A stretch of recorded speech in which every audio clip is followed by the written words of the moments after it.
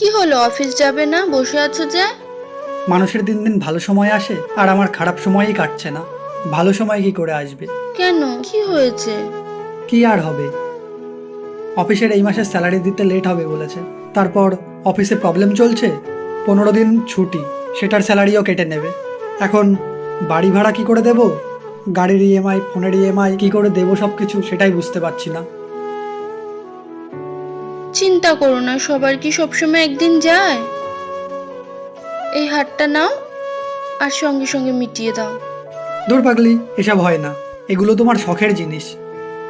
আমার শখের পুরুষ তো তুমি, আর এগুলো আমাকে সুখ দিতে পারবে না যদি তোমার মুখে হাসি না থাকে। তোমার ভালো সময় হলে তুমি আবার আমাকে দিয়ে দিও। স্বামী স্ত্রী মানেই তো একে অপরের শখের মানুষ। স্বামী স্ত্রীকে একে অপরকে আর্থিক দিক পরে, আগে মানসিক দিক থেকে সাপোর্ট করা বেশি জরুরি।